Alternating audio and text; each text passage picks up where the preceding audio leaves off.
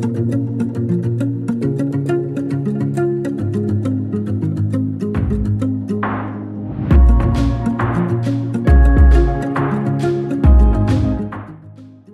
à tous et bienvenue dans ce nouvel épisode d'Instant Simple, une parenthèse d'évasion. Aujourd'hui, je vous retrouve encore une fois avec Aurélie pour qu'elle nous parle cette fois-ci de quelque chose de tout à fait différent de son voyage, pour qu'elle nous parle de scoutisme, parce que ça fait 17 ans que tu es scout. Allez, je vous en dis pas plus et je vous laisse avec la suite.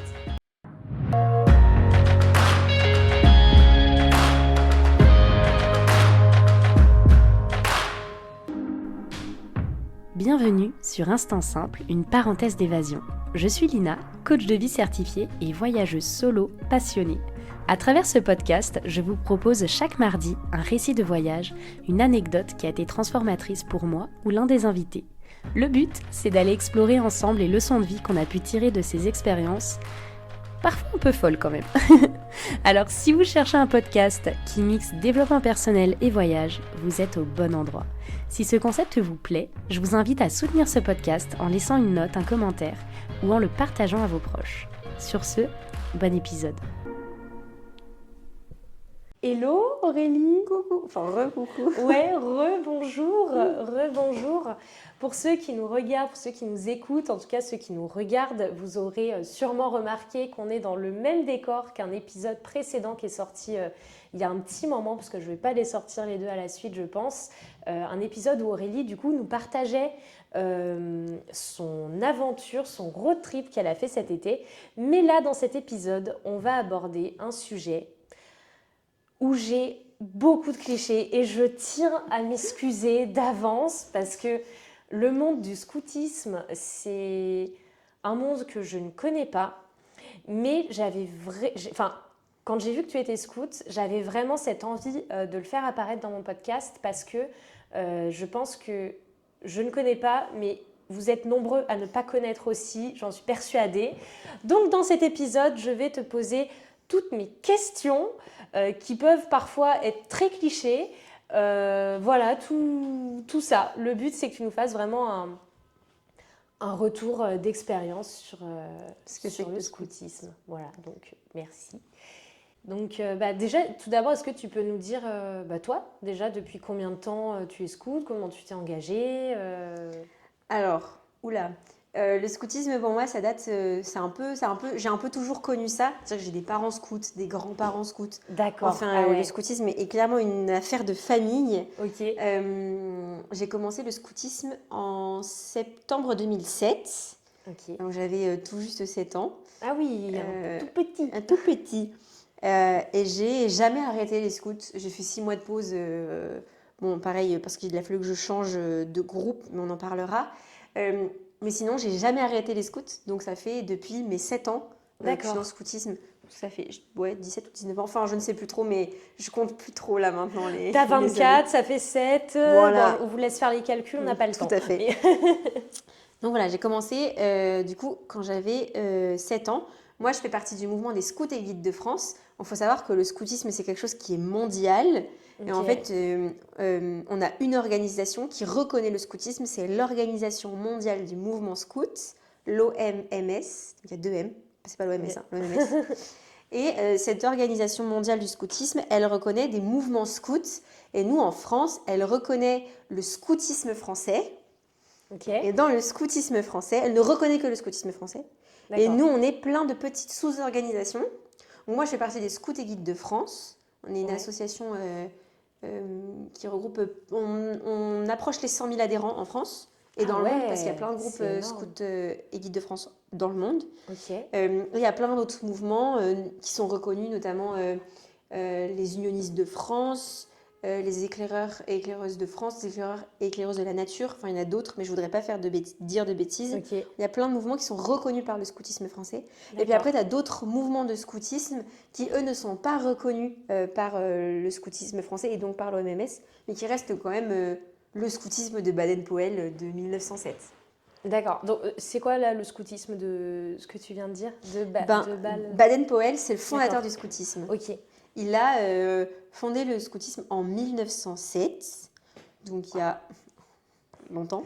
Ok. Et il a dit, en fait, il voulait, c'était un moment donné où il y avait quand même, enfin, c'était un peu autour des guerres, et puis il y avait, enfin, c'est autour de beaucoup de l'armée. Baden-Powell, il est anglais, D'accord. et il s'est dit, je vais rassembler des garçons riches et des garçons qui viennent des quartiers, et on D'accord. va partir vivre un camp dans la nature pour apprendre à se débrouiller, à vivre ensemble, euh, sans, en fait, sans classe sociale. En fait, on part, D'accord. on est tous logés à la même enseigne, vraiment. Mhm. Il est parti du coup sur l'île de Brøndby. Alors, je ne veux pas dire de bêtises, j'ai pas vraiment révisé. Vous chercherez où Interro. c'est. C'est pas grave. Et il est donc parti avec ces jeunes-là pour vivre une expérience humaine et sociale de mettre, je ne sais plus combien de garçons, c'était que des garçons à ce moment-là, tous ensemble pour vivre et un peu casser les codes sociaux. Voilà, montrer Ok. que D'accord. on peut tous vivre ensemble. Mhm. Voilà. Donc ça, c'était en 1907. Et après, plus tard, le scoutisme, il a été importé en France. Alors, euh, par le père Jacques Sevin, mais aussi par d'autres personnes. Et ils ont créé voilà, les mouvements scouts en France. Mhm. Et pendant très longtemps, donc, il y avait les scouts de France et les guides de France.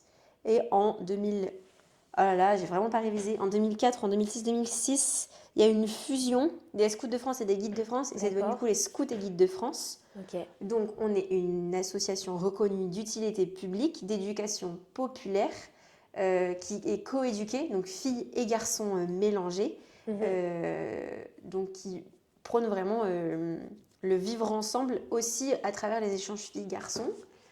Voilà. Moi, je vais parler plus des scouts et guides de France parce que ben, c'est ce que je connais, Bah c'est oui, dans non lequel mais j'ai grandi. c'est le Mais but. ça reste du scoutisme. D'accord. Voilà, on est une des plus gros assos du coup de France en termes de scoutisme. Et Voilà. quelle est la particularité? J'imagine que tous les mouvements, chaque mouvement a vraiment une Particularité. particularité, Alors la exactement. particularité, elle va aussi beaucoup se jouer sur la question de la foi et de la religion. Ok. Il y a des mouvements qui sont laïques, enfin athées laïques, qui du coup n'ont pas cette part religieuse dans leurs activités. Nous, les Scouts et Guides de France, on est un mouvement, on fait partie d'un mouvement d'église, mais on est ouvert à tous. C'est-à-dire que tu n'as pas besoin d'être baptisé, avoir fait ta première communion, ta confirmation pour rentrer chez les scouts. En D'accord. revanche, on demande d'avoir un esprit d'ouverture aussi à ce que ça peut être. Moi, j'ai beaucoup, on va en parler, encadrer les plus jeunes. Et dans un axe sur la foi, c'est j'apprends à dire qui est Jésus pour moi. En fait, ça peut être personne, mais j'apprends à le dire. Et j'apprends à entendre le point de vue et l'opinion des autres. Voilà. D'accord. Donc, on est quand même un mouvement catholique. Donc, dans nos activités, forcément, on met un peu de tout ça parce que c'est la demande institutionnelle aussi. Et ça fait partie de leur développement, partie du développement des enfants. Ok. Voilà. Et c'est assez intéressant parce que c'est vrai que c'était, moi, pas un a priori, mais un cliché que j'avais que tous les scouts étaient catholiques, par exemple, mais c'est bon à savoir que déjà, il y a certains mouvements qui sont, comme tu dis, laïques, et que même dans un mouvement catholique, que ça reste inclusif et que c'est pas parce que t'es pas baptisé ou que t'as pas fait ta profession de foi que tu es rejeté par les scouts, quoi. Totalement. Et puis on peut aussi accueillir des personnes d'autres confessions qui choisissent de venir chez les Scouts et Guides de France. Mais en revanche, il faut qu'elles s'adaptent aussi à la proposition catholique qui est faite. Forcément. Il n'y a pas le choix. C'est comme ça. Après, voilà, c'est l'occasion d'ouvrir un débat interculturel. Enfin, on peut faire plein de choses avec ça. Donc, du coup, les scouts, ça va de 6 à 21 ans. Chez les scouts, moi, je parle spécifiquement des Scouts et Guides de France, donc des SGDF. Je vais essayer de les acronymes. Donc, tu as les 6-8 ans. Ces 2 ans, ils sont en couleur vert pomme et on les appelle les farfadets. Ok, Voilà. trop bien. Je te fais un peu le topo. Eux, ils sont encadrés par un responsable farfadet et leurs parents animateurs. Donc, c'est des parents qui viennent aussi faire les activités avec les enfants. Donc, c'est des parents du Des parents groupe des enfants. des enfants. Des enfants farfadets. Ok, d'accord. Qui animent du coup les farfadets. Et à partir de 8 ans, donc les 8-11 ans, c'est les louveteaux-Jeannettes, ils sont en orange. Et donc eux, ils sont animés par des chefs et cheftaines. Ils sont sans leurs parents. Hein. Les parents forcément font partie du processus, mais quand ils sont en week-end, en activité, il n'y a pas leurs parents. Après, tu as les... Donc, tu dis qu'eux, ils ont 8 et 11 ans et ils sont encadrés par...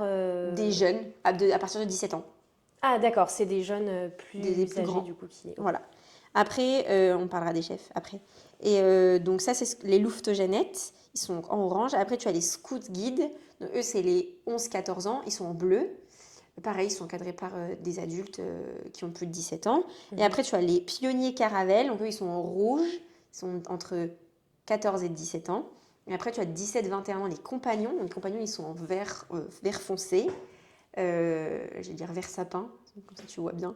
Et eux, pour le coup, ils n'ont pas d'encadrants qui viennent avec eux en sortie. Ils sont autonomes. Ils montent des projets. Ils vivent ensemble. Mais ils ont un peu des... la pédagogie a changé, alors je vais essayer d'employer les bons termes. Ils ont des compagnons de route, enfin ils ont des responsables qui les aident à avancer, à progresser, à monter leurs projets, mais qui ne sont pas là tout le temps en activité avec eux. D'accord. Voilà. Et après, à partir de 17 ans, on peut être responsable, enfin chef-ten, donc animer les plus jeunes, parce qu'en France, on peut à partir de 16 ans faire son BAFA. On peut être animateur dans un centre de loisirs quelconque. Donc, on le fait aussi dans le scoutisme. Après, c'est chouette aussi de pouvoir vivre la proposition jusqu'aux compagnons. Parce que c'est aussi une belle manière de grandir. Voilà, je ne sais pas si tu as des questions. Sinon, Et après, là, tu dis, du coup, c'est jusqu'à 21 ans. Ouais.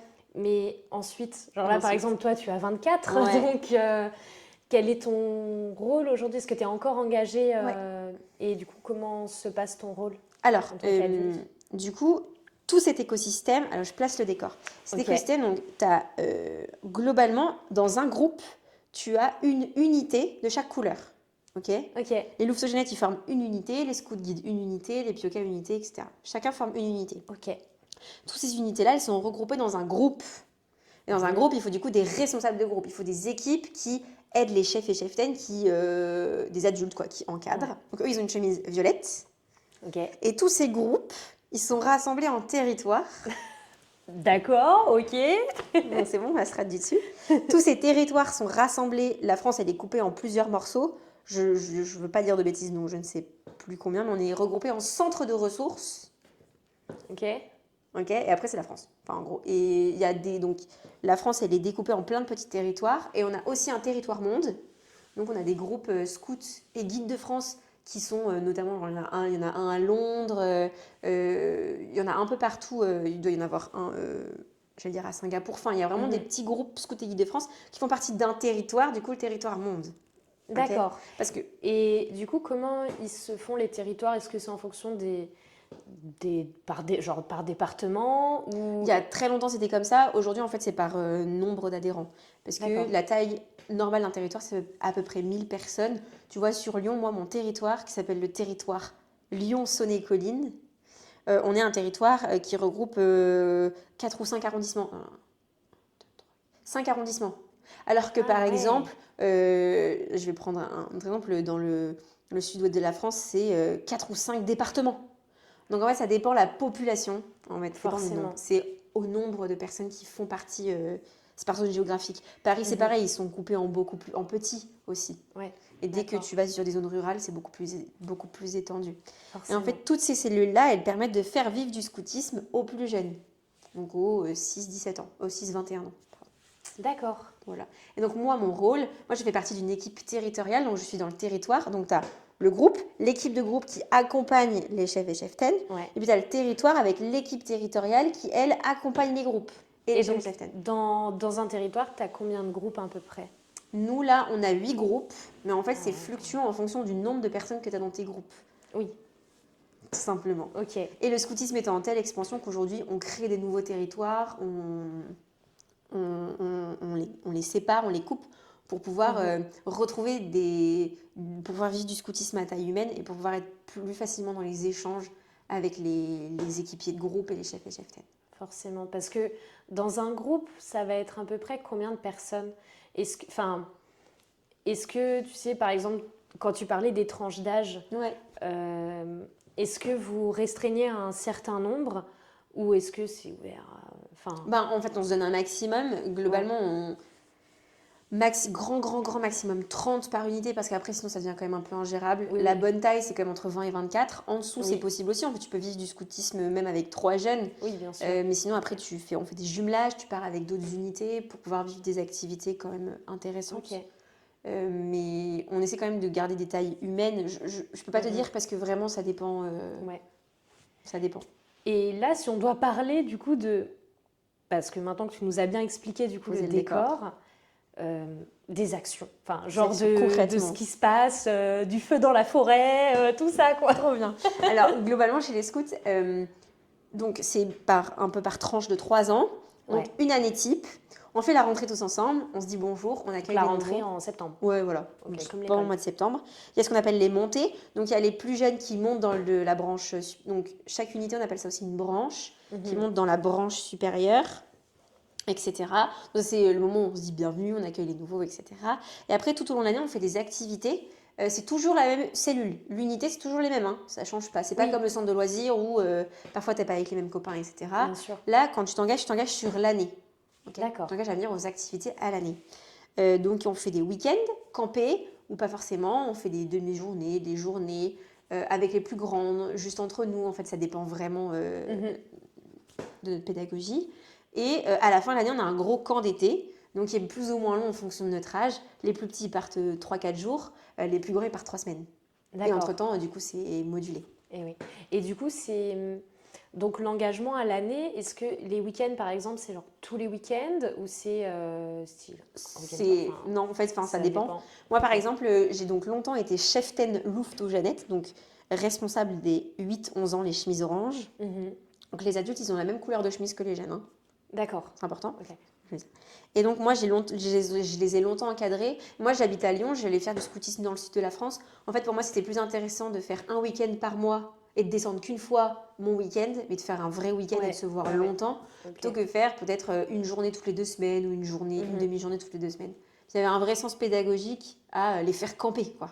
Vraiment. Ouais.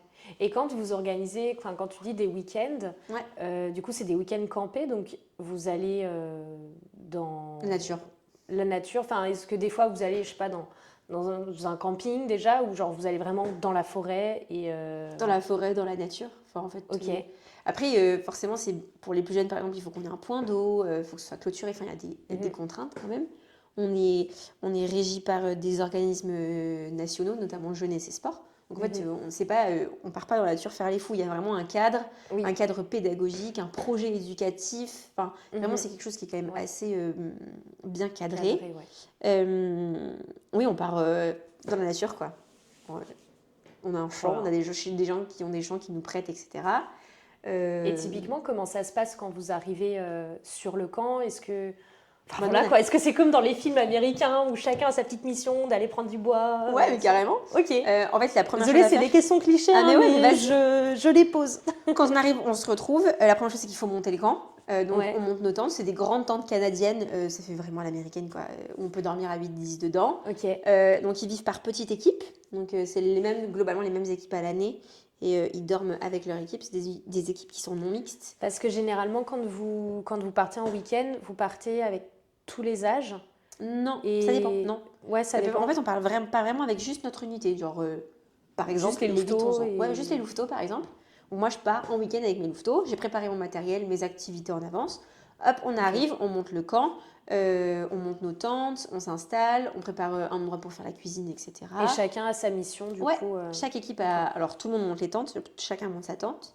Et après, il y a forcément des services. Il faut faire la vaisselle, il faut faire la cuisine, il faut aller chercher du bois si on veut faire du feu, il faut aller chercher de l'eau, il faut s'organiser, quoi. Il faut monter un espèce de mini-camping éphémère pour 2 jours. Donc chacun a sa petite mission et ils la connaissent, et les plus grands aident les plus petits, c'est un peu la devise chez les scouts. Voilà. Et après on fait plein d'activités, il y a toujours un objectif pédagogique derrière. En fait, on fait pas juste du scoutisme pour aller faire du feu dans la forêt, il y a vraiment toujours quel est l'objectif qu'on va mettre derrière. Et ce que j'aime à dire chez les scouts, c'est le plus gros de l'apprentissage, c'est le vivre ensemble, la débrouillardise, apprendre à se connaître soi-même, apprendre à interagir avec les autres. Je réfléchis aux axes de progression. En fait, on a 6 axes et chacun permet vraiment à chaque jeune de progresser personnellement et collectivement. D'accord. On ne fait pas juste ça pour le faire ou pour sortir le week-end dans la nature, bien que, honnêtement, c'est trop chouette. C'est quand même chouette, mais... Carrément. C'est pas l'objectif. Enfin, l'objectif, c'est vraiment de vivre ensemble et de grandir ensemble. On prépare à manger ensemble. On fait du feu. Oui, on peut faire à manger sur le feu. Mais c'est vrai qu'on a de plus en plus d'interdictions de faire du feu aujourd'hui. Donc on fait quand même plus souvent au gaz. Ouais. Voilà, c'est une réalité. Ok. Euh, Et autre question que Vas-y. j'ai, les badges, comment ça se passe? Eh ben, Parce que est-ce que justement. ça existe? Est-ce que c'est que dans les films où on Non, a le c'est pas dans les badge films. du capitaine, de la marmotte, enfin. Ouais, carrément. Alors, ça c'est un peu, j'allais pas dire l'ancienne époque, mais un petit peu quand même. Ok. Aujourd'hui, on a une refonte de la pédagogie complète. Ah Chaque oui, tranche ok. d'âge a une pédagogie. Par exemple, chez les louveteaux-jeunettes, l'univers c'est la forêt. Chez les scouts guides, l'univers c'est les constellations, c'est le ciel. Chez les pionniers caravelles, c'est la route. Enfin, en fait, il y a plein d'univers différents. Mais par contre, il y a toujours ces 6 axes de développement, de progression, Ouais. qui sont matérialisés d'une certaine manière. Mhm. Chez les louveteaux-jeunettes, donc c'est des petits sylphes, c'est des petits personnages qui aident le jeune à progresser. Donc par exemple, vivre avec son temps, c'est être débrouillard, par exemple. Et D'accord. donc c'est le petit badge, t'es là. Et par exemple, euh, ça n'a pas le même nom chez les scouts guides, ça n'a pas le même nom chez les pionniers caravelles. J'en prends un que je connais chaque. Ouais. Par exemple, ISO, il est vrai chez les plus grands. Donc il est vrai, il donne son avis, il fait ce qu'il dit. Chez les plus grands, c'est la constellation de la sagesse. Alors attends, Iso, c'est quoi? Ouais, ISO, justement. C'est le petit personnage de la forêt. Ah, c'est le nom du personnage. Ok, Ouais. d'accord. ISO, le nom du personnage de la forêt, il est vrai. Il donne son avis, il fait ce qu'il dit, Mhm. il est vrai. Il est entier. Chez les plus grands, chez les scouts guides, c'est la constellation de la sagesse. Mais c'est toujours le même axe de progression, c'est Ouais. donner son avis, Oui, oui. être cohérent avec ce qu'on dit.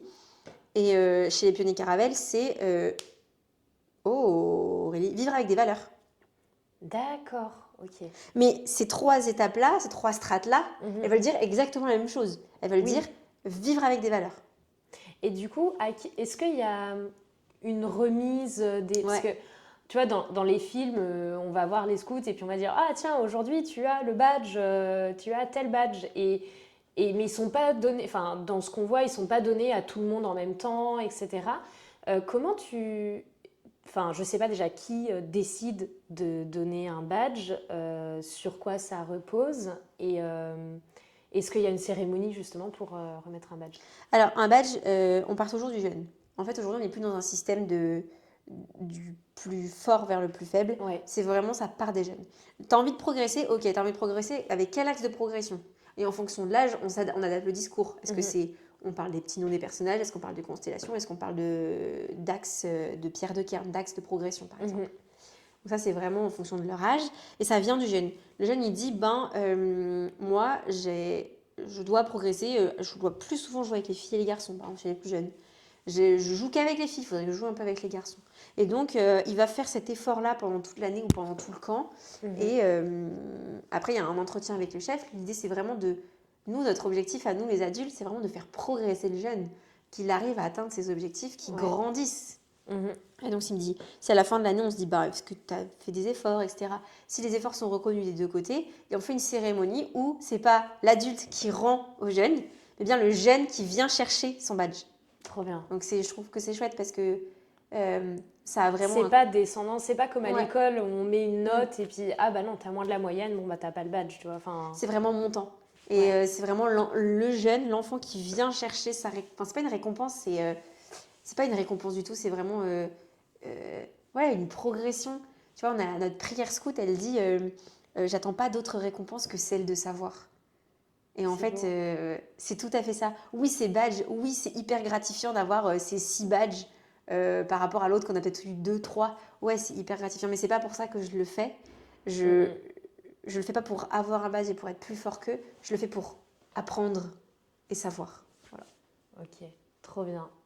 Et une autre question que je me posais aussi, c'est bon alors, est-ce qu'on aborde tout de suite? Ouais, par exemple, tu vois, genre moi j'ai toujours, enfin, à l'époque, quand j'étais petite, il fallait pas me parler d'aller faire une colonie ou quoi, parce que j'étais tellement introvertie que j'osais pas aller vers les autres, et du coup le scoutisme c'était genre hors de question, puis on m'a même jamais vraiment proposé d'y aller.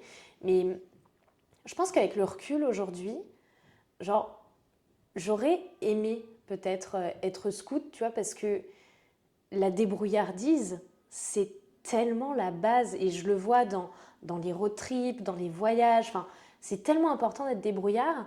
Et là, je me dis, bon, bah, aujourd'hui j'ai 27 ans, c'est trop tard pour moi pour être scout, ou est-ce que si j'ai envie quand même de m'engager, je peux m'engager, mais en tant qu'adulte qui va superviser? En fait, tu vas t'engager avec d'autres adultes qui vont superviser dans n'importe quelle mission finalement. Et si tu veux encadrer des plus jeunes, par exemple, ben, tu seras toujours avec des gens qui, eux, ont peut-être vécu du scoutisme ou le connaissent. Il y a tout un programme de formation aussi qui te permet de découvrir un peu l'univers du scoutisme et toute la pédagogie et tout ce que ça implique. Et en fait, à ta manière, tu vas peut-être pas transmettre ce que tu as appris aux scouts plus jeunes, mais tu vas transmettre ce que toi tu as appris. Par exemple, toi tu fais du voyage, enfin tu fais plein de choses. Bah, ça en fait c'est tes compétences, tes qualités que tu vas pouvoir mettre au service des jeunes. Et quoi qu'il arrive, ça fera grandir les plus petits. Donc en fait, n'importe qui peut aujourd'hui rejoindre, faire du scoutisme. Et justement, c'est trop chouette, ça permet vraiment d'avoir du brassage et d'avoir des gens qui viennent d'univers différents. C'est trop chouette ça. Trop bien. Du coup, autre sujet aussi, parce que voilà, on est là pour casser les clichés. Tout à l'heure, je t'ai dit, moi je vais au scout pour apprendre à faire du feu avec un bâton de bois où on fait comme ça, ou des silex. Tu m'as dit aujourd'hui que c'est surtout au gaz ou quoi, mais qu'est-ce que tu répondrais à quelqu'un qui te dit ah ouais, mais non, moi pas besoin de faire scout, je sais allumer un feu, tu vois? Alors, le scoutisme, c'est pas Koh-Lanta et c'est pas l'armée, ok? C'est quand même trois choses bien différentes. Ouais. Après, tout s'imbrique, hein, finalement. On parle d'engagement, on parle de vie dans la nature, de débrouillardise, oui. Maintenant, les briquets, ça existe. Nous, on a le droit aux briquets, ok? On peut faire du feu, on peut allumer un feu avec un briquet. Me voilà rassurée. Bon, après, j'ai jamais fait avec des cailloux du feu, mais c'est possible de le faire. Parfois, on essaie d'être un peu plus rustique et de revenir un peu aux bases, mais honnêtement, faire du feu, c'est déjà bien la base, et avec un briquet, ça va très bien. Des allumettes, ça passe, hein, vraiment. Ok, ça marche. On a le droit des allumettes. Et c'est pas, on vient pas, par exemple, on vient pas juste au scout pour faire du feu. On vient au scout pour être avec les copains, je le redis, pour grandir, progresser, jouer, vivre dans la nature, vivre en équipe. Vraiment, il y a tout un système, toute une méthode, la fameuse méthode scout, tu vois. Et c'est pas, la méthode scout, c'est pas juste faire du feu. Et ce serait quoi la méthode scout du coup? Si tu dois nous expliquer. La méthode scout, globalement, c'est 8 piliers. Ok. Et donc, l'objectif, c'est de se baser sur ça. Normalement, je suis censée les connaître par cœur, donc je vais aller chercher dans ma mémoire très profondément. Le premier, c'est la nature, donc la vie dans la nature, le système des équipes, donc soit l'unité ou quand on vit en plus petite équipe, le soutien adulte, c'est ce que je te disais, les chefs et cheftaines, les violets, etc. L'engagement dans la communauté, en fonction de notre âge, on s'engage plus ou moins. Les plus grands, ils partent faire des voyages, ils partent faire pas forcément des voyages, mais ils partent monter des projets avec des associations, que ce soit en France, à l'étranger proche. Ouais. Les plus petits, ils font une bonne action scout ensemble. Ils peuvent aller chanter dans une maison de retraite. En fait, on s'engage à aller vers les autres. À notre échelle. À notre échelle. Okay. Du coup, je me suis perdue dans mon décompte. La progression personnelle, donc on en a parlé avec les fameux badges. La loi et la promesse, parce que on reste un mouvement catholique, mais au-delà de ça, on s'engage sur une loi. On a une loi commune, tous ensemble. On promet d'être respectueux, d'être vrai, de protéger la création. Enfin, on promet tout un tas de choses. Le cadre symbolique. Le cadre symbolique, ça fait partie de la méthode scout. Donc, c'est tout l'univers qu'on va créer. Par exemple, la chemise, le foulard, c'est du cadre symbolique. D'accord. Par exemple. C'est toute l'identification. Ouais. Tout ce que je te disais, la forêt, les constellations, ça c'est du cadre symbolique aussi. Et du coup, le dernier, c'est l'apprentissage par l'action, parce que c'est ce qu'on fait chez les scouts.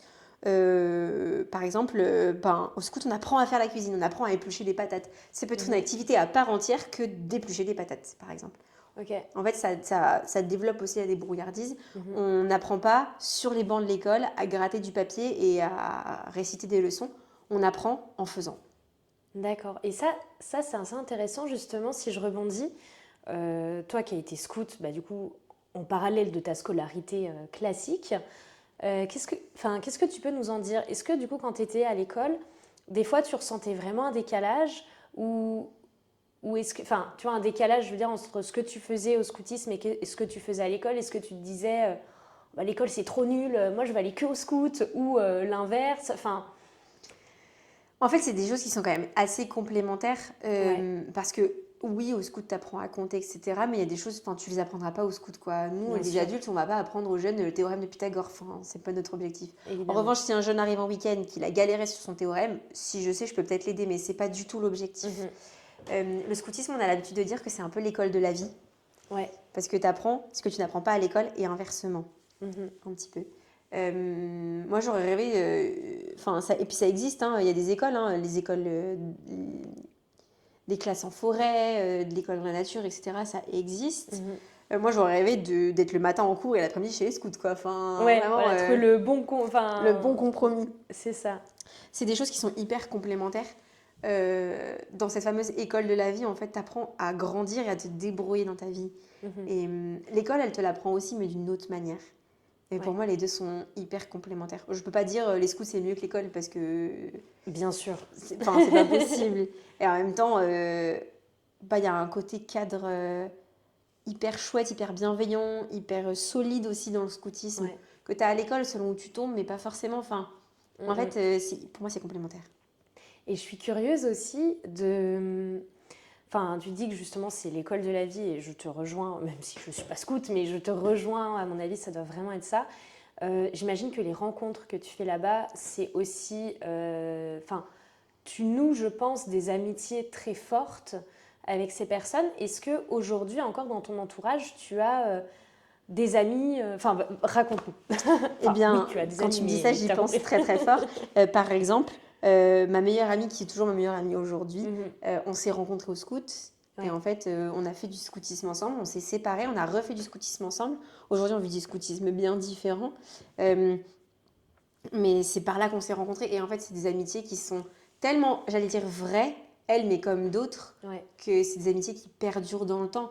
En fait, il y a quelque chose qui, quand on vit des choses tous ensemble, quelque chose qui nous solidifie, qui nous rejoint. C'est sûr. Quand en 2019, j'ai fait un camp, ça a été un camp de galère, c'était galère sur galère. Ben, en fait, les chefs avec qui j'étais, notamment une, aujourd'hui, on est encore très amis, on fait encore du scoutisme dans la même équipe ensemble à Lyon. Mais parce que, en fait, ben, ça rassemble, ça soude, ça rapproche. Et puis, pour certains, moi, j'ai pas eu cette chance-là parce que j'ai beaucoup changé de groupe scout. Mais il y en a pour qui, en fait, ils se retrouvent, ils ont 17 ans. C'était les mêmes personnes avec qui ils étaient quand ils en avaient 6. Parce qu'ils ont grandi avec. Tu grandis avec ton année, c'est toujours la même année. Parfois, ceux qui sont dans l'année supérieure ou dans l'année encore supérieure, ben, tu les rejoins. En fait, c'est des gens avec qui tu passes quasiment toute ta vie si tu restes dans le même groupe, quoi. Ouais. Donc, c'est des amitiés qui sont... j'allais dire qu'ils sont vraies. C'est un peu la base pour moi de l'amitié, quoi. Ouais. Et puis, bah, de toute façon, les meilleures amitiés, je trouve, c'est les amitiés qui naissent... Enfin, qui se solidifient avec des galères. Tu vois, enfin, genre... Carrément. Vraiment en mode, oh, tu te souviens cette fois-là, sous la pluie, dans la... Oh là là, la galère. Enfin, bref. Tout à fait. Et puis, je sais plus ce que je voulais dire. Enfin, il y a ce côté... c'est ça que je voulais dire. Il y a ce côté valeurs. En fait, on se rassemble autour de mêmes valeurs, de mêmes envies, de mêmes besoins. Et donc, forcément, bah, les amitiés, elles perdurent dans le temps. Et j'avais une autre question également. Bah, j'ai beaucoup de Vas-y, questions là vas-y. qui me toutou. Quand tu parlais des projets tout à l'heure, notamment pour les 17 ans et plus, est-ce que tu peux donner des exemples? Je sais que par exemple vers chez moi, tous les ans, il y a les scouts. Alors je ne sais pas quel mouvement c'est, mais il y a les scouts qui viennent récupérer des habits, des peluches. Enfin voilà, en gros, ils amènent un camion dans ma station et on va leur donner toutes nos affaires qu'on ne veut plus. Est-ce que tu peux donner d'autres exemples? Alors, ça a un petit peu changé il n'y a pas très longtemps. Aujourd'hui, avec la conscience écologique qu'on a chez les scouts et guides de France, en fait, on est respectueux de la nature, on est respectueux de notre planète, on tend vers plus de sobriété. On en avait déjà beaucoup, mais on tend encore vers ça. Mais sinon, avant, il y avait aussi beaucoup ce qu'on appelait les projets solidaires. C'est des jeunes par groupe de 3 à 7 qui partaient à l'international vivre la solidarité, que ce soit dans le domaine de l'éducation, dans le domaine de l'église, dans le domaine de la nature. Des animaux, enfin en fait tout plein de projets qui pouvaient, en fait où tu amènes quelque chose, où tu vas aider à construire quelque chose. Okay. Aujourd'hui on le fait un petit peu moins, on essaie de rester un peu plus en France. Le meilleur exemple ça reste ma petite sœur qui elle a fait son projet compagnon en France mais qui a vécu de l'international. Elle est allée à Calais et pendant 3 semaines elle a aidé des associations de migrants en distribuant la nourriture, en étant auprès d'eux, etc. Et pour moi, c'est vivre de la solidarité en France. Donc aujourd'hui, on tend vraiment vers ça. Ok. Donc tu as ce genre d'exemple. Tout simplement, aller... y en a qui vont régulièrement faire des animations dans un EHPAD. Ben, pour moi, ça paraît, c'est de la solidarité. Je réfléchis, mais en fait, du moment où tu t'engages pour l'autre, pour moi, c'est de la solidarité. J'ai pas d'autres petits exemples. Toi, par exemple, les actions que tu as déjà faites? Alors, moi, j'en ai pas fait de grosses parce que j'ai pas fait toutes mes années compagnons. J'ai un parcours un peu atypique. Je l'ai D'accord. pas fait ma dernière année. Mais par exemple, nous, on était allés à Bourg-Saint-Maurice en Savoie. Savoie, l'un de l'autre. Je ne sais plus. Et on avait c'était une chapelle nichée un peu perdue. Et on avait fabriqué un tour, enfin, on avait fabriqué un gros mur de pierre pour que les gens puissent venir s'y recueillir ou mettre. Enfin, je sais plus vraiment à quoi ça servait, mais on avait fait une petite construction. Il y en a qui vont dans des abbayes aider pour faire du jardinage ou pour la récolte des fruits et des légumes. Il y en a qui vont reconstruire des écoles, enfin, tu vois, reconstruire des petits murets. Chez les plus jeunes, même les pionniers Caravelle, les 14-17 ans, ils font des actions. On était allé rénover un chalet. On avait poncé des fenêtres pendant 3 semaines.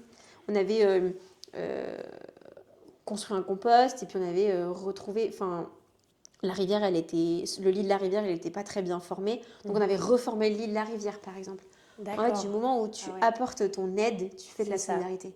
Et donc, tout peut être solidarité. Les plus grands qui partent à l'international, comme les farfadets qui vont aller ramasser les déchets dans le parc d'à côté. En fait, c'est une action de solidarité. Ouais. Et donc ces actions-là, elles sont encadrées justement par les adultes du territoire. C'est eux qui trouvent les actions, enfin par exemple pour les gros projets humanitaires, enfin solidaires, est-ce que c'est eux qui contactent les personnes, etc. C'est eux qui préparent tout? Non, du tout. En fait, le territoire, c'est vraiment quelque chose. C'est vraiment une manière de. Ça encadre le scoutisme, ça pose le cadre du scoutisme. Les groupes aussi. En fait, ça part vraiment des jeunes. Tout, absolument tout part des jeunes. D'accord, ok. Les idées partent des jeunes. Les jeunes qui veulent aller faire un camp itinérant en vélo, ça vient pas des adultes. Ça doit venir d'eux. Parce que si ça vient d'eux, ça émergera et donc ça apportera ses fruits. Si c'est les adultes et les autres qui disent il y a ça à faire, faut le faire, ben forcément ça émane pas de eux et donc ça montera pas.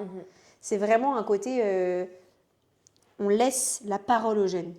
Il y a un côté, le jeune, enfin c'est le jeune qui est là pour, et nous l'adulte, on est là pour faire grandir le jeune et donc pour l'accompagner dans ce qu'il a envie de réaliser. Ok. L'idée, par exemple, des farfadets qui vont nettoyer un parc, ça vient d'eux. C'est parce que peut-être il y en a un qui est allé se balader avec ses parents, qui a vu qu'il y avait beaucoup de déchets. Il est arrivé en réunion scout, il a dit « Moi, j'en ai marre de voir tous ces déchets. Eh ben, allons faire quelque chose ensemble. » En fait, oui, forcément, les adultes, on insuffle des choses, on propose des choses, mais on n'imposera jamais. Mais ouais, ok. On peut, s'ils n'ont pas d'idée, proposer plusieurs choses et eux choisissent, par exemple. Mais ça doit toujours émaner d'eux, parce que c'est comme ça qu'on fait avancer le groupe. Ouais. Et est-ce que tu as, je sais pas, une ou deux anecdotes à nous partager? Elles peuvent être drôles, touchantes, enfin voilà, sur tout ton parcours, sur tout ce que tu as pu voir du monde scout, ce que tu as vécu. Tellement. C'est vrai que c'est une question pas facile. Hein. Honnêtement, j'en ai vu. Ben, forcément, il y a des expériences qui te marquent plus que d'autres. Il y a des camps qui marquent plus que d'autres. Ce fameux camp en 2019, c'est le camp de galère, mais camp immense fierté de notre part, nous les adultes, et puis de reconnaissance des jeunes. Je suis partie marcher 5 jours avec les plus grands sur les chemins de Saint-Jacques-de-Compostelle, en plein hiver, au mois de février. Incroyable. Ouais, tu vois, puis on a chanté dans un EHPAD, ils étaient trop contents d'avoir de la musique un soir. Enfin, en fait, je peux pas te donner une ou deux anecdotes parce que j'ai vécu 1001 vies dans le scoutisme et que tout est beau. Enfin, forcément, les choses chouettes qu'on vit, les choses moins chouettes, ça fait partie aussi des bons souvenirs. Ouais. J'ai vécu plusieurs rassemblements. J'en ai vécu 2, Viterrêve et Europe. Donc Viterrêve, c'était quand j'étais chez les Scouts Guides. Europe, c'était quand j'étais chez les Pionniers Caravelle. Et en fait, tu te retrouves avec 15 000 autres personnes et tu fais des rencontres et tu vis des choses extraordinaires. Allez, si vraiment il fallait une anecdote, ce serait celle-là, parce que 15 000 personnes dans un champ de maïs, à un moment donné, il y a des sociétés. Et On s'est pris une tornade sur le camp, en gros, pour te la faire courte. Ah oui. Et la tornade de Europe, enfin, je veux dire, c'est tous notre souvenir de ce camp-là. Mais ce qu'on retiendra, c'est les amitiés qu'on a créées, c'est les bonnes galères ensemble, remonter la tente après, etc. Enfin, il y a mille et une façons. Enfin, tu vois, j'ai rencontré ma meilleure amie au scout, sa promesse, c'était quelque chose de chouette. Moi, mon engagement d'adulte aussi, c'est un super souvenir. En fait, j'en ai pas un précisément, quoi. Ok. C'est pas possible. Et là, parce que ça fait un petit moment qu'on papote, si tu devais nous résumer ce que ce que le scoutisme t'a apporté aujourd'hui dans ta vie d'adulte, ça serait quoi? Je repartirais sur le fameux école de la vie. En fait, pour Ok. moi, aujourd'hui, ça m'a vraiment construit, ça m'a vraiment permis de grandir. Tout ce que j'ai appris, fait dans le scoutisme, fait fait la personne que je suis aujourd'hui.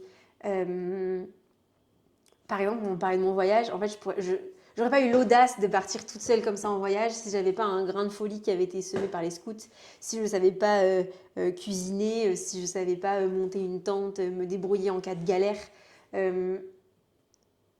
En fait, je vais repartir sur les 6 axes de progression personnelle, mais moi, le scoutisme, ça m'a appris des valeurs, ça m'a appris à me débrouiller, ça m'a appris à vivre ensemble, à découvrir, à accepter la différence, à l'apprécier même.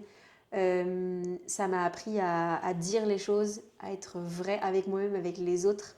Ça m'a appris à m'exprimer librement, à exprimer mes émotions. Ça m'a appris à vivre avec énergie, à être dans le dynamisme tout en la joie. Enfin, ça m'a appris la contemplation,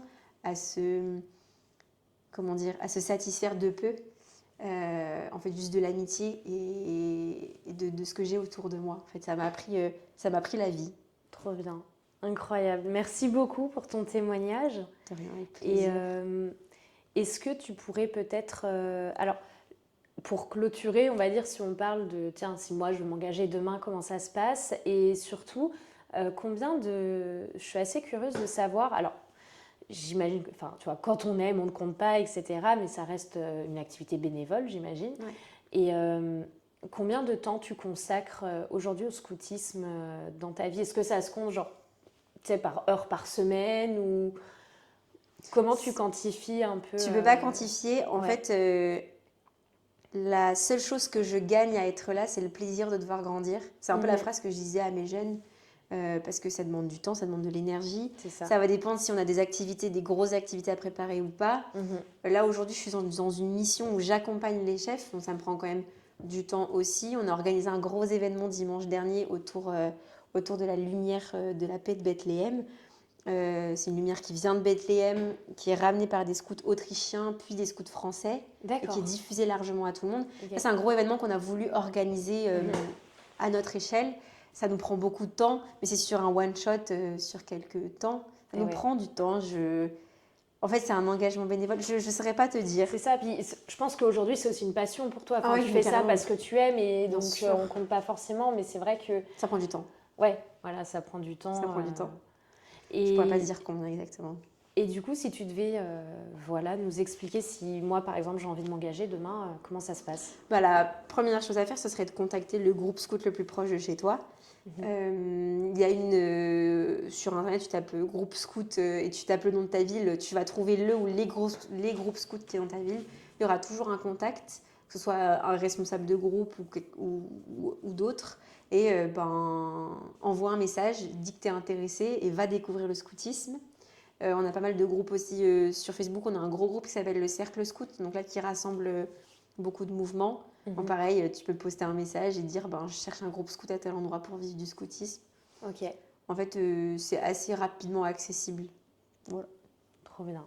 Eh bien, merci à toi pour ton rien. témoignage. Avec grand plaisir, c'était très chouette. Ça y est, il fait nuit. On a passé l'après-midi à enregistrer des podcasts, mais je pourrais t'écouter encore des heures. Je sais pas vous, mais merci beaucoup. J'ai appris beaucoup de choses sur le scoutisme et je suis trop contente qu'il y ait un épisode sur ce sujet qui sorte. Et moi, c'est chouette, ça me permet aussi de montrer une vraie facette du scoutisme et pas juste les clichés. En fait, on va au scout pour faire du feu, c'est pas du tout ça.